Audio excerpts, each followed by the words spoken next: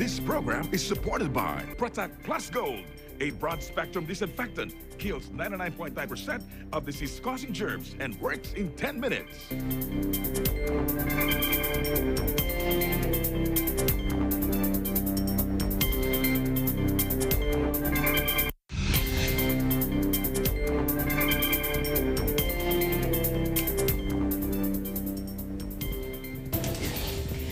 Hello, I'm Alma Angeles, and you're watching Eagle News International. And I'm CJ Hero. Welcome to the program. On tonight's headlines.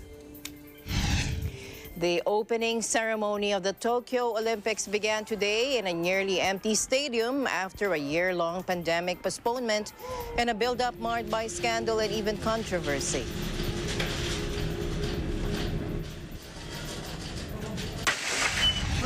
A record deluge in China's central Henan province has claimed 51 lives, according to authorities, as millions of residents were impacted by the heavy downpours. 36 people have been killed in landslides caused by monsoon rains in India.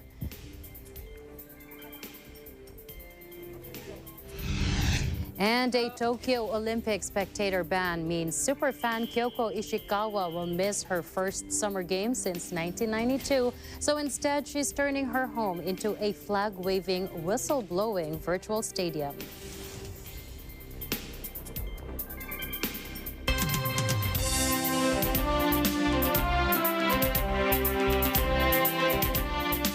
First, a record deluge in China's central Henan province has claimed 51 lives, according to authorities today, as millions of residents were impacted by the heavy downpours. Home to 99 million residents, Henan is one of China's most populous and poorest provinces with large swathes of farmlands and factories. Take a look.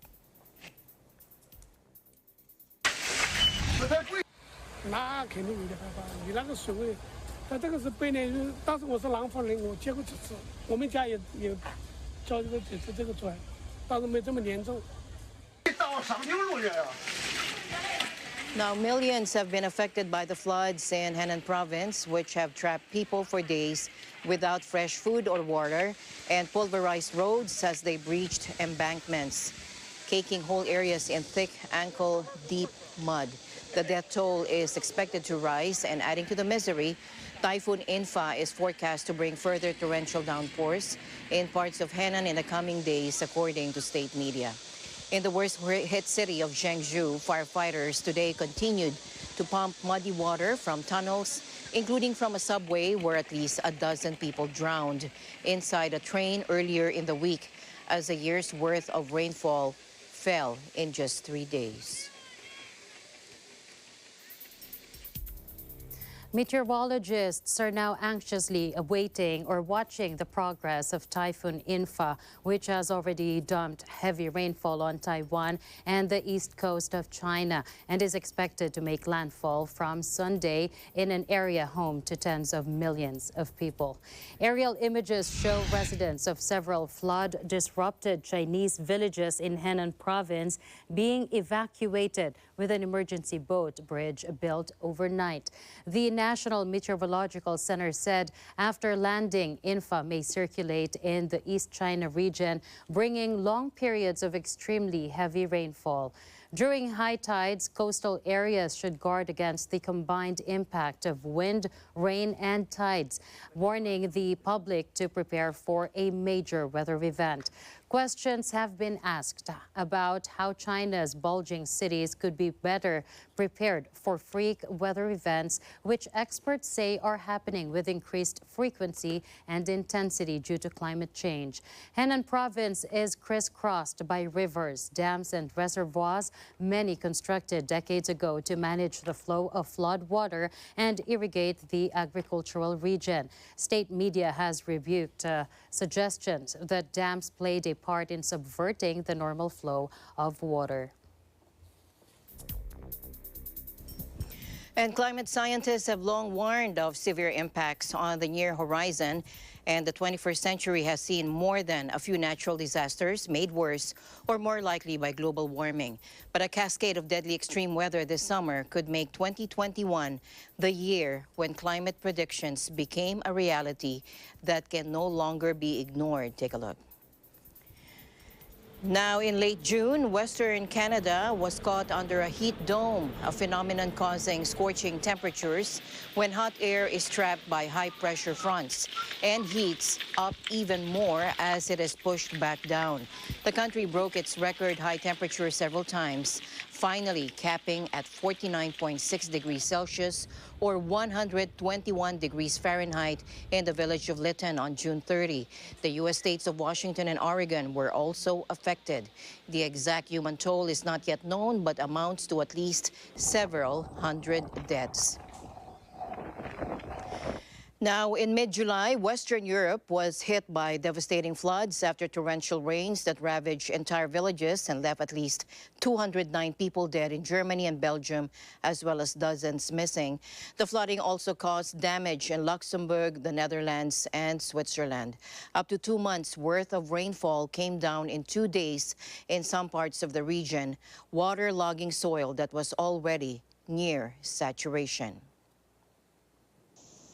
Now, flooding also hit China this month, with cars strewn across the central city of Jiangsu on Thursday as shocked residents picked through the debris of a historic deluge that has claimed at least more than 50 lives now. An unprecedented downpour dumped a year's worth of rain in just 3 days on the city, instantly overwhelming drains and sending torrents of muddy water through streets, road tunnels, and the subway system.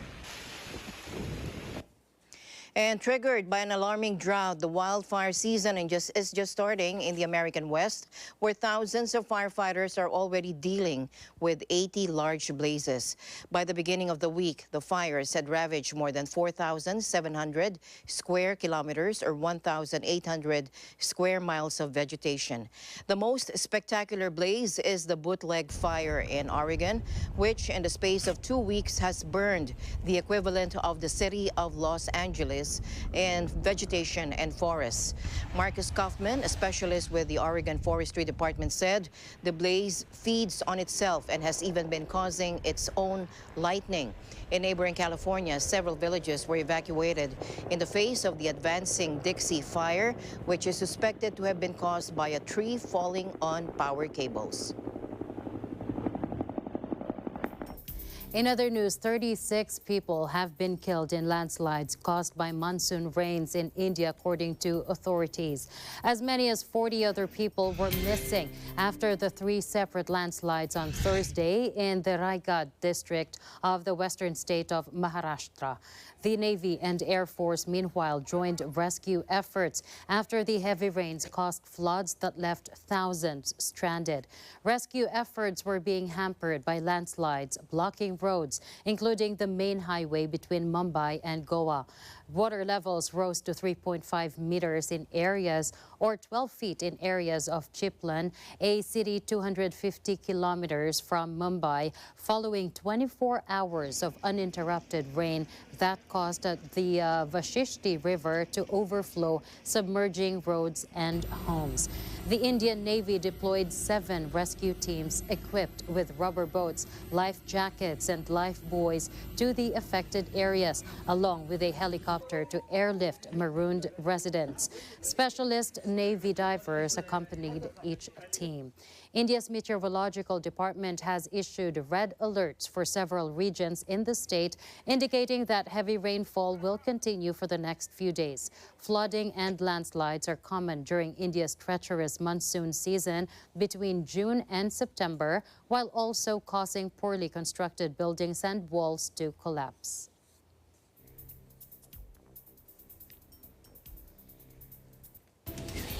And the news continues here on Eagle News. We'll be right back.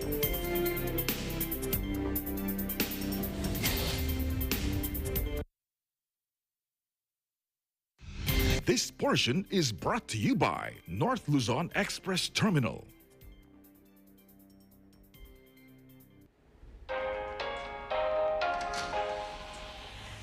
sorbetero, tayo sumayaw. Kalimbang mong hawak, muling ikaw ay batang munti, sa'yo'y naghihintay. Biglang ligaya, ngayong tag-araw. Mamang sorbetero, tayo sumayaw. Kalimbang mong hawak, muling ikaw ay mainit na labi, nagbabagang mata. Sunog na pag-ibig, parang hawa mo na. Mamang sorbetero, anong ngalan mo? Tinda mong ice cream, gustong-gusto ko. Init ng buhay, pinapawi mo. Sama ng loob, nalilimutan ko. La la la la la la la la la la la. La la la la la la la la la. La la la la la la la la la la. La la la la la la la la la. La la la la la la la la la la. La la la la la la la la.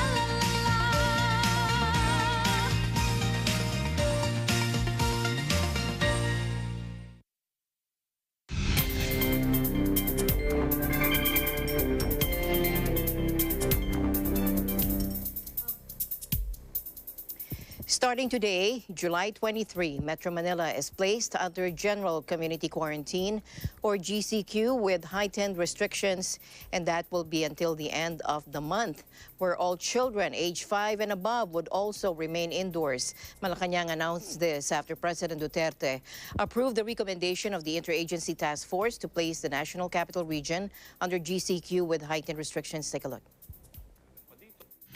Magandang maulan na Biyernes po sa inyong lahat, no?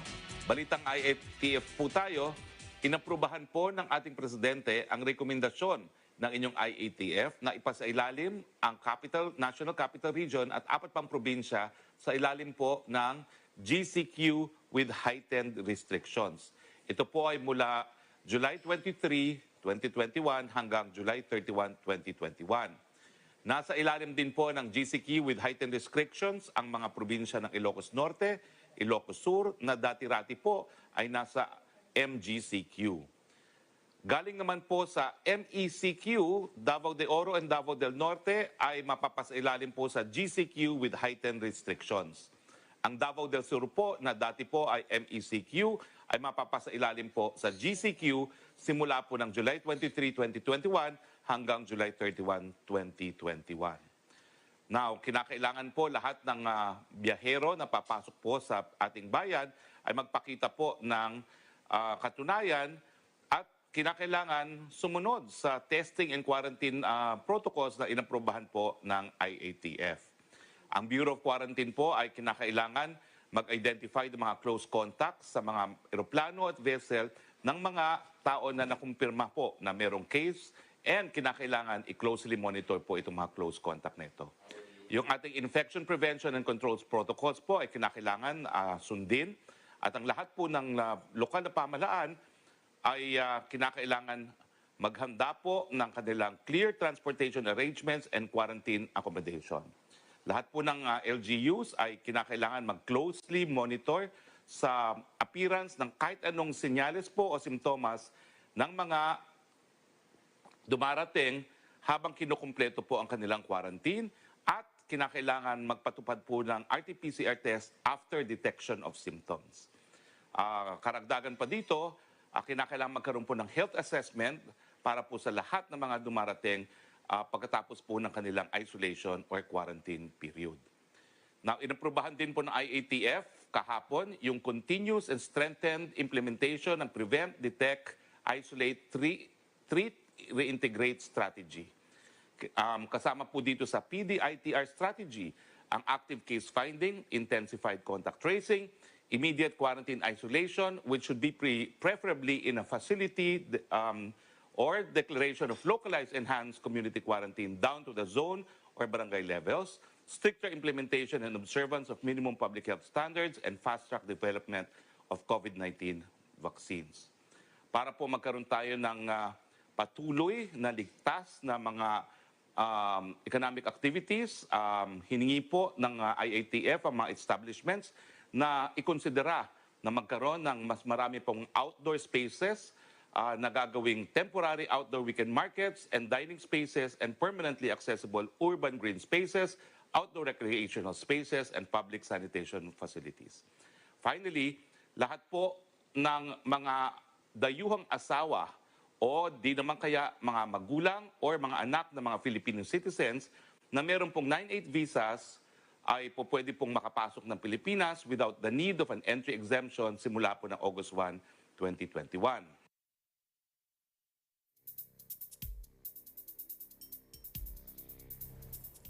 Meanwhile, Sydney's fast-growing coronavirus outbreak has become a national emergency, according to state leaders, as Australia's largest city reported another record number of new infections. Admitting a month-long lockdown had failed to stop a Delta variant outbreak, the state of New South Wales pleaded for Canberra to urgently send more vaccines and resources.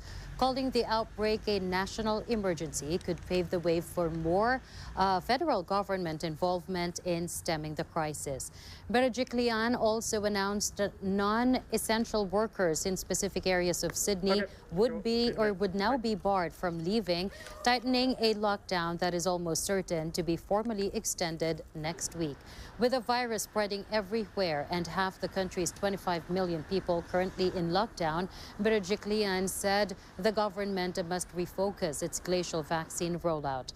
Just 12% of Australians have been fully vaccinated due to problems with supplies of Pfizer jabs and skepticism about the safety of the AstraZeneca vaccine. Take a look.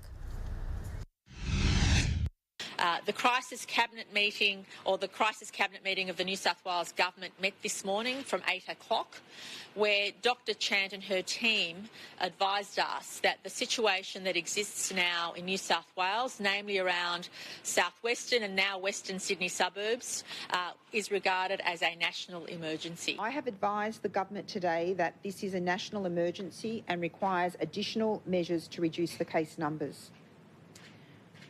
What we are seeing is that the actions taken to date have averted many cases, but what we are not seeing is the turnaround that we would have liked to see at this stage. Indicated to the government that we need an intensive vaccination program using both Pfizer and AstraZeneca in that area, and I would recommend to anyone across New South Wales to make a booking for AstraZeneca and to get their dose of AstraZeneca regardless of where they live, whilst we are developing a very targeted and intensive strategy in that southwestern and western Sydney. What is going on in New South Wales has the impact of affecting the rest of the nation. And for that reason, she wants us to up the ante in relation to a national refocus of the vaccination strategy, to redirect, to refocus into those key local government areas, into those local communities. What we do need is a refocus of extra doses, and that's why we will continue to have those conversations. That is the bottom line. We need a refocus of additional doses to get as many people in that community with at least the first dose as possible, because even with the first dose, it reduces your chances of spreading it to as many people as we're seeing occur.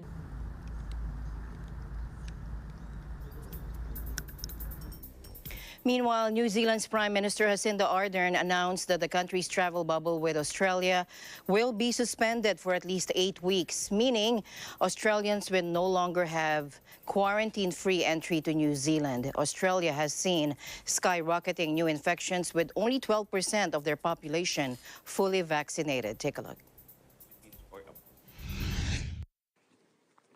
Rinibisa rin po ng ating IATF yung mga bansa na nasa category po ng green lane.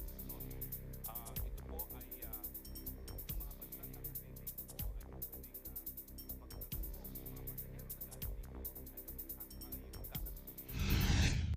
COVID has changed, and so we must. It's on that basis that the Director-General of Health has recommended and Cabinet has agreed to suspend quarantine-free travel with Australia. From 11:59 p.m. tonight, Australians will no longer be able to enter New Zealand quarantine-free. This will be in place for at least the next 8 weeks.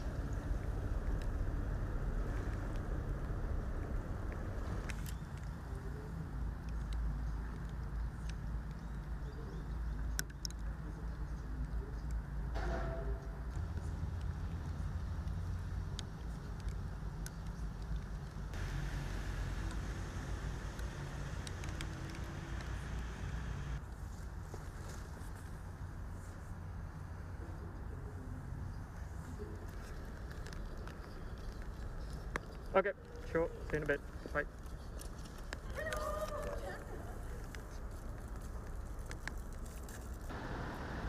Back here in the Philippines, the Interagency Task Force for the Management of Emerging Infectious Diseases has modified the protocols for fully vaccinated individuals who can avail of green lanes. Take a look. Rinibisa rin po ng ating IATF yung mga bansa na nasa kategory po ng green lanes. No? Ito po ay, itong mga bansang nasa green lanes po ay po pwedeng magkaroon po. Yung mga pasahero na galing dito ay magkakaroon lang po ng 7 araw na quarantine at PCR test matapos po ang kanilang pang-5 araw ng quarantine. Now, kinakailangan po lahat ng pasahero galing po sa green list countries ay magpakita ng unang-una na ang pinanggalingan po nila ay green list country, jurisdiction or territory, na sila po ay nanatili exclusively doon sa mga green list countries at mga jurisdiction sa nakalipas na 14 na araw bago po sila dumating sa Pilipinas, at sila po ay fully vaccinated whether in the Philippines or abroad. Kinakailangan ma-verify po yung kanilang vaccination status independently or makumpirma po ng mga otoridad sa Pilipinas na bilang valid and authentic upon arrival in the Philippines. Para po doon sa mga bansa na qualified sa green lanes o mga pasahero na galing dito sa mga bansa na galing sa green lanes, the Bureau of Quarantine shall ensure strict symptom monitoring habang sila po ay nasa facility quarantine. Even if yung RT-PCR po nila ay negatibo, yung mga pasahero na galing po sa green countries ay kinakailangan magkumpleto pa rin po ng 7-day facility-based quarantine. Kung ang RT-PCR test po ay positibo, kinakailangan po sundin ang prescribed na isolation protocols at pagkatapos po ng quarantine, mag-i-issue po ang Bureau of Quarantine ng quarantine certificate na magpapakita kung ano ang status ng individual pagdating sa pagbabakuna, no? At kinakailangan magkaroon pa rin po ng self-monitoring matapos po ng 7 araw. Now, para naman po dun sa ibang mga pasahero na darating po sa Pilipinas na hindi po nanggagaling sa green lanes, well, 10-day facility quarantine pa rin po. At pagkatapos po niyan, 4-day home quarantine, yung PCR test po nila ay sa pang-7 araw.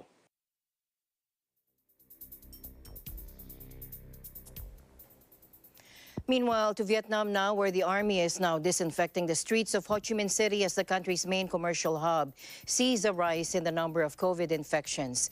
Vietnam's commercial hub, Ho Chi Minh City, has started disinfecting the entire city as the city is currently struggling with a high number of local COVID infections. Take a look.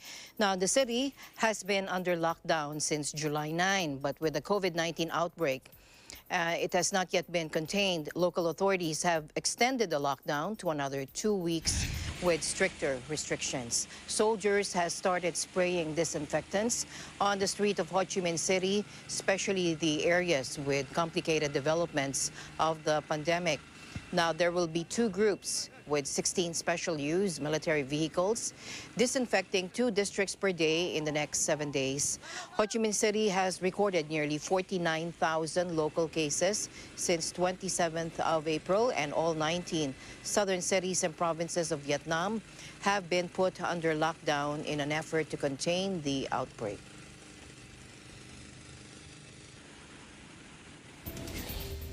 Eagle News will be back with more stories. Please don't go away.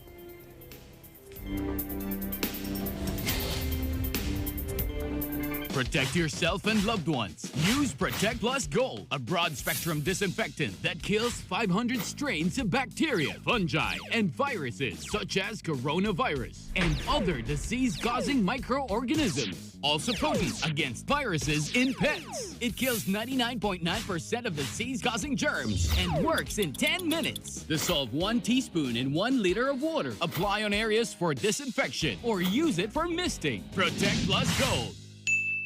Mula noon hanggang ngayon, gabay natin ang MTRCB ratings sa matalino at responsableng panonood.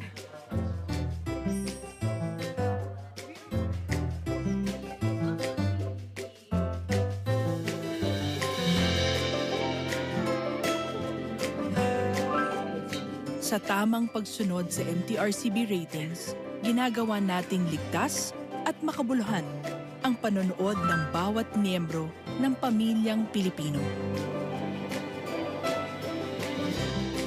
Lumipas man ang panahon, hanggang may pamilyang Pilipino, andyan ang MTRCB.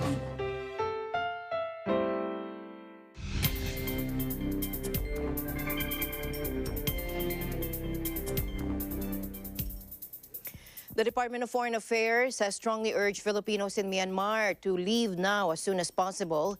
It has raised the alert level for the country to alert level 4. This is in view of the worsening COVID-19 situation there. And earlier we had talked to His Excellency Eduardo E. Capunan Jr., the Philippine ambassador to Myanmar, and he updated us on the present situation in Myanmar. Take a look. Okay, Ambassador. Again, welcome to the program. Kumusta na po kayo at thank you very much po at pinuunlakan niyo ang invitation sa inyo ngayon. Wala nga naman. Ako nga dapat magpasalamat sa inyo. Nabibigyan niya kami ng pagkakataon maipaliwanag at maparating sa ating mga kababayan ang kalagayan. Isang bagay po ang malabang nangyayari doon ngayon, bukod doon sa political crisis, ay yung COVID-19.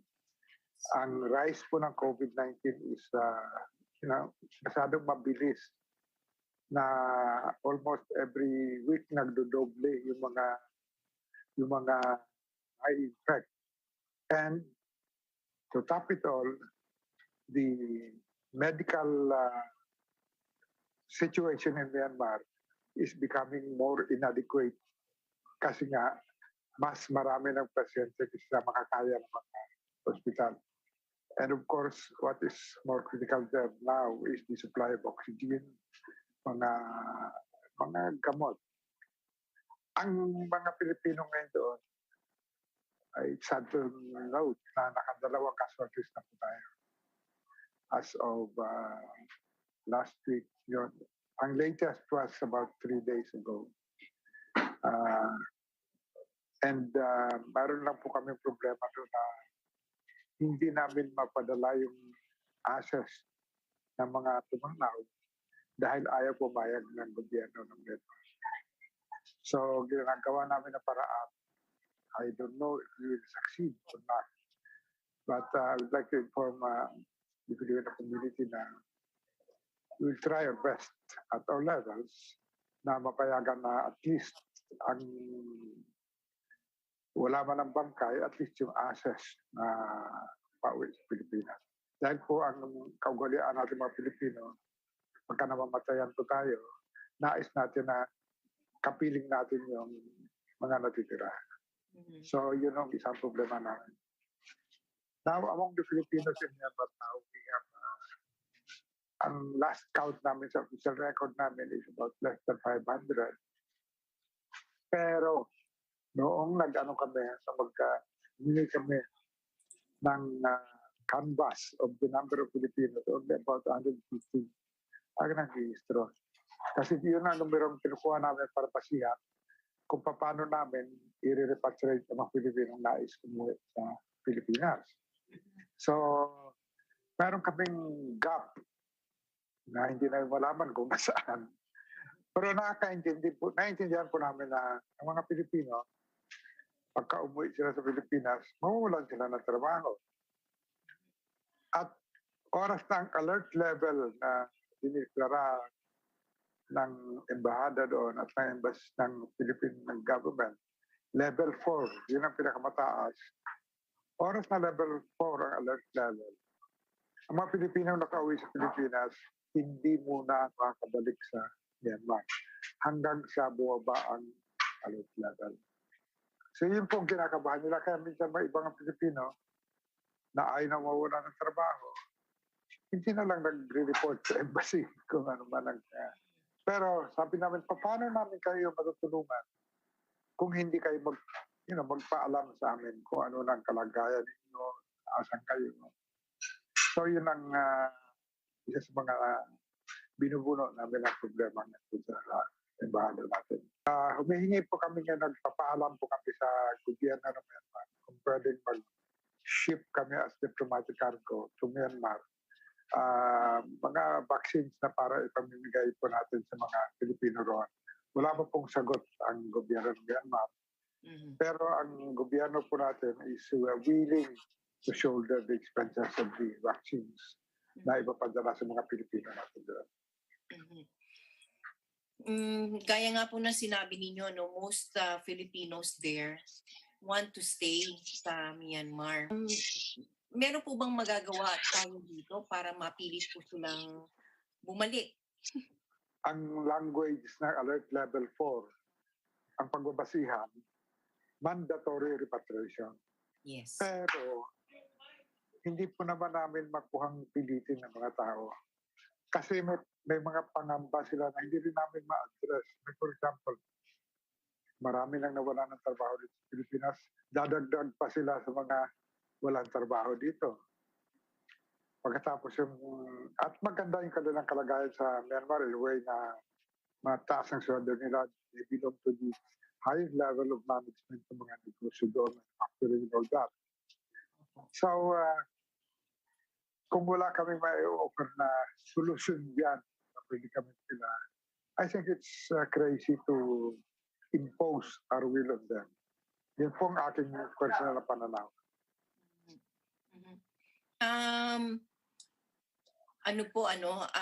Kadi-deliver lang ngayon na sa Myanmar ng Chinese vaccines. Hindi ba may sasama ang mga Pilipino po doon sa mga... Actually, sa nasusunod na linggo, 2-3 weeks, may darating doon yata na, as per the report that we see, 2 million na doses ng Sputnik from Russia and about 6 million na Chinese vaccines. But we are making representations kung pwedeng masama sila doon ang mga Pilipino. Ang population po ng Myanmar is about 54 million. So, in terms of priority, hindi natin masasabi kung ang mga citizens natin ilalagay nila sa priority list. So, hindi natin. So, to play safe, nagpapaalam na rin tayo na tayong mismo ang Pilipinas magpapadala ng vaccine sa kanila, mga Pilipino. Yan ang kalagayan. Meron po bang iba pang hakbang na gagawin po ang gobyerno natin para matulungan? Paano po yung mga gustong umuwi? Kung gusto umuwi, kumontak lang sila sa embassy. And once we have the number, kami na pong nag-arrange ng aeroplano and all that. At ito libre sa mga Pilipino ito. Wala silang babayaran dito. Ganun. Well, in terms of violence, medyo nag-taper down siya ng konti because of this influx ng Delta variant, no? Yes. So, medyo nag-taper down siya, but definitely hindi siya natapos. And there are still moves to really escalate everything. Like for example, nabasa ko sa dyaryo na there are about 10,000 na nag-graduate na sa military training nila from the ethnic armed organizations na pinadala ng civil disobedience movement. So pagka natapos ng training yan, ang problema na lang yan, armas. So may nabasa na naman ako report na yung National Unity Government that opposes the military junta. May source naman doon sila na armas. So, hindi po natin. Alam mo naman, pag makipaglaban ka ng gera, pera ang kailangan dyan. Number 1, pagkain ng mga sundalo mo. Number 2, bala, armas, gamot, everything. And it requires a lot of funding. Yun po ang minimonitor namin kung may funding sources na ba sila. Kasi kung mayroon na, wala tayong magawa kundi magtitigilan na lamang ang pag-escalate ng gulo. So, ganun po ang as far as the political situation is concerned. Ngayon, dalawa ito ngayon concern na sa political situation and the COVID pandemic. Both na situation, nakamatay. Di ba? Nakabawas ng population. So, but then ang COVID, walang kinikilala kung sino ka man. Walang kinikilala kung pro-military junta ka o pro-democracy ka. Lahat sila nagsasuffer. So, I don't know kung paano nila babalansin ito. Like for example, halimbawa kung akong head ng military junta, alin ba ang uunahin kong i-address? Diba? Kung walang sinasanto itong pandemic, ito dapat unahin i-address. So dapat mag-usap muna sila. Huwag muna tayo mag-away. Awayin muna natin itong pandemic. Diba? Yan aking pag-iisip lang yan. I don't know if they will think in the same manner as I do. But it's one of the things na sana maisip nila. Isa-isa lang ang kalaban, hindi yung dalawa. Diba? Yes, that's true, Ambassador. So, do you think civil war is looking increasingly likely? It is increasingly likely. Increasingly, as I'm saying. Anong indications nakikita namin dito? Hindi pa humuhupa yung mga enkwentro sa labas ng Yangon. Hindi pa humuhupa. Ang mga paputok ng bomba, although hindi malalakas na bomba, hindi pa rin nawawala. Hindi pa rin nawawala. All indicating na ang other side, yung national government, wants to send a message to the military government na hindi pa kami dapat kalimutan. Di ba? Parang operation paalala pa rin yun. Para maalala, hindi nyo kami pwede kalimutan. Andito pa rin kami at naghahanda kami. So, you think yung 5-point consensus po ng ASEAN, parang it didn't... Yan ang isang pinanggagalingan ng konti ng hinanakit ko. Bakit hindi natin maipwersa yung 5 points na yan? Kung ipwersa natin, maybe magkakaroon ng impact na medyo maayos-ayos. Although of course, we cannot assure na kung ipwersa natin yun, magiging mapayapa doon sa Myanmar. Kung ang habol natin ay kapayapaan, pag-uusap lamang ang solusyon dyan. But then ang 5 points na yun ng ASEAN, preparasyon yan sa pag-uusap. Di ba? Ang end result nun is mag-usap na para wala nang gulo. Pero meron naman mapatitigasin ang gulo ng mga tao sometimes. Makikipag-usap lang kami pagka maganda na kalagayan. Under whose definition na maganda kalagayan? Definition ng military government o sa AED. Kung ang definition ng military government, ibig sabihin nila, sumurrender muna yung kalaban bago namin pag-isipin papayapa ito. A situation that the other side will not agree to also. So it's really, minsan nawawala na rin ako ng saya sa buhay dito.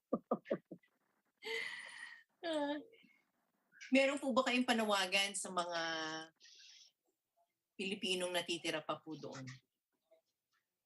Well, ang panawagan na namin sa kanila ay tuloy-tuloy po. Araw-araw, post sa Facebook, post sa social media. We appraise them of the conditions And why it is getting, as some doctors would say, the COVID situation in Myanmar is approaching already malalang stage na. Hindi pa masyadong malala ngayon. At sabi namin sa mga Pilipino, oras na lumala na ang stage sa Myanmar. Baka ang mga Pilipino na uwi sa Myanmar, mas mahigpit na ang quarantine procedures. Kasi galing na kayo sa isang lugar na napakalala ng COVID. Like, for example, yung mga nanggagaling na India. Pagdating sa Pilipinas, talagang bantay, sarado sila. Diba? So, ganun din ang nangyayari. So, habang hindi pa ganun kasi para sa mga nanggagaling sa hindi pa masyadong matindi ang COVID, mas madaling umuwi. Ako mismo, sa pag-uwi ko sa Pilipinas, I stayed 14 days in quarantine. So we don't know. Baka mag-return na sila ng other measures. I don't know. But definitely it's going to be more stringent than the previous one. Yan po.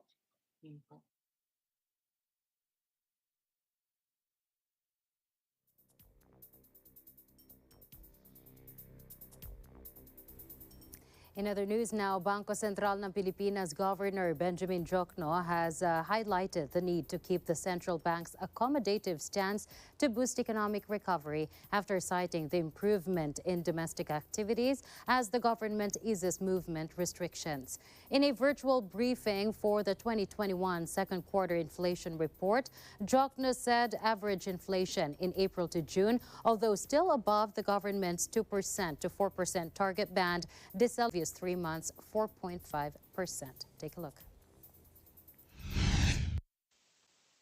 In the coming months, the continued facilitation of meat imports and other targeted programs to augment domestic supply should further temper pressures on food prices and inflation. Given current trends, our latest projections show that average inflation is likely to settle near the upper end of the target range in 2021 before easing towards the midpoint of the target range in 2022 and 2023.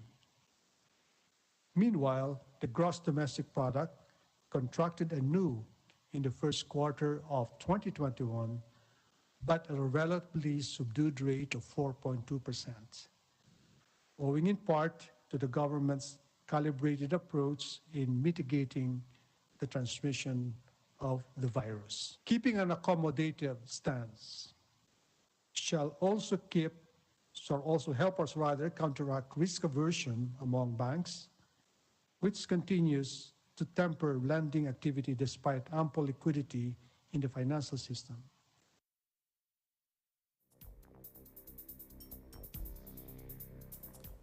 The opening ceremony of the Tokyo Olympics began today in a nearly empty stadium after a year-long pandemic postponement and a build-up marred by scandal and controversy. Take a look.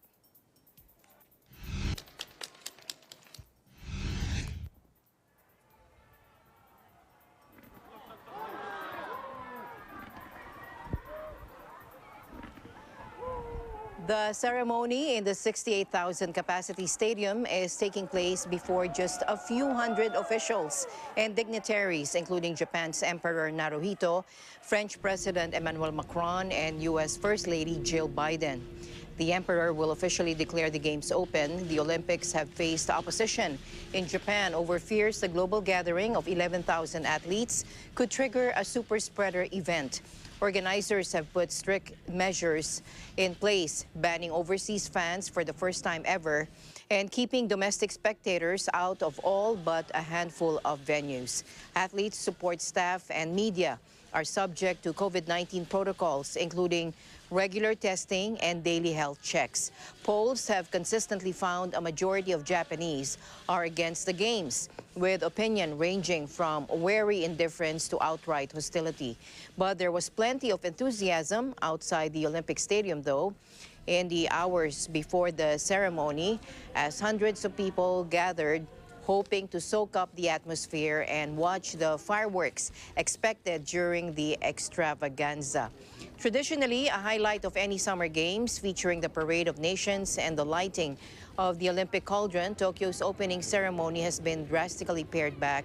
Fewer than 1,000 dignitaries and officials were present, and in a sign of how divisive the games remain, several top sponsors, including Toyota and Panasonic, are not attending. A few hundred protesters demonstrated against the games outside the stadium as the ceremony began. Tokyo is battling currently a surge in virus cases and is under emergency measures. That means bars and restaurants must shut by 8 p.m. and cannot sell alcohol. But Olympic officials have put a brave face on the unusual circumstances, with IOC Chief Thomas Bach insisting cancellation was never on the table.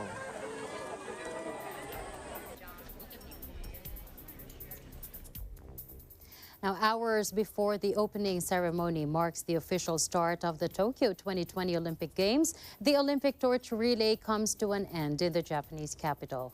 Kyodo News reported that Tokyo Governor Yuriko Koike attended a small-scale ceremony to mark the arrival of the Olympic flame before it later travels to the National Stadium, where the Games will be declared open in the evening without spectators and with only limited attendance by VIPs and guests.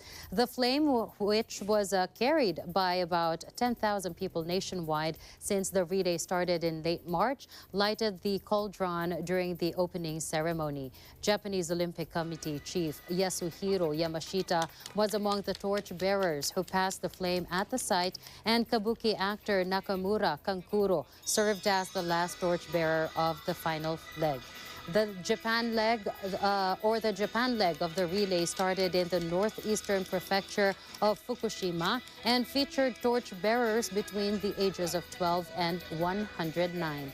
The Olympic flame was lit in Greece at a ceremony in March last year without spectators, but the Greek leg of the relay was canceled after it had started due to concerns over the virus.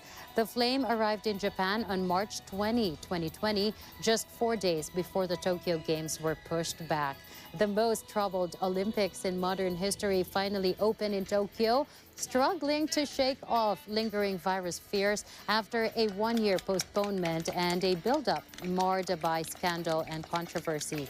Fears that the global gathering of 11,000 athletes could trigger a super-spreader event have prompted organizers to clamp the games in a biosecure straitjacket. Overseas fans are banned for the first time ever, and domestic spectators will be kept out, all but a handful of venues. Athletes, support staff, and media are subject to strict COVID-19 protocols, including regular testing and daily health checks. Now, polls have consistently found a majority of Japanese are against the games, with opinion ranging from weary indifference to outright hostility. But in the hours before the opening ceremony, there were glimmers of excitement building, with thousands turning out in Tokyo to watch an aerial display by the Japanese Air Force's Blue Impulse team. Meanwhile, a Tokyo Olympic spectator ban means superfan Kyoko Ishikawa will miss her first summer game since 1992. So instead, she's turning her home into a flag-waving, whistle-blowing virtual stadium. The 51-year-old businesswoman is determined not to let coronavirus spoil the fun as the games land in her home city, despite organizers banning fans from most events. Take a look. We waited and waited. Finally, it came! Even though in media and news, there are always negative, news or opinions coming up. But actually, this is a fact. There are so many people who are looking forward to the Olympic Games. This is the evidence that we have overcome difficulties and then challenge for the future.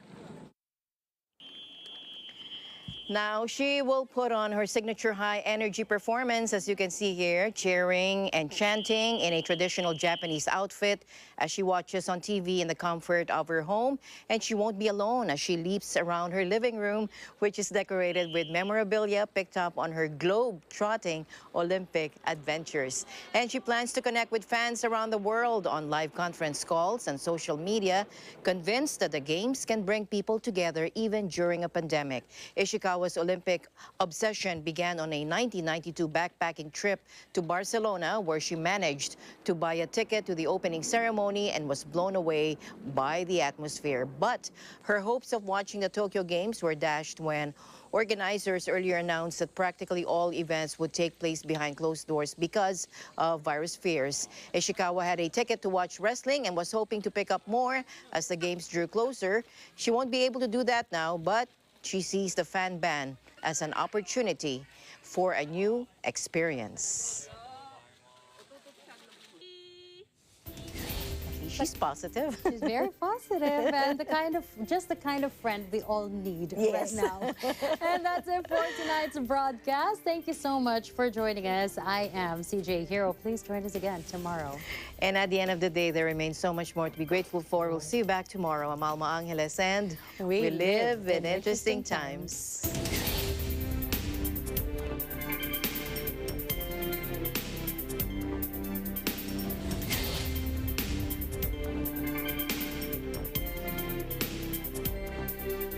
This program is supported by Protect Plus Gold, a broad-spectrum disinfectant, kills 99.9% of disease-causing germs and works in 10 minutes.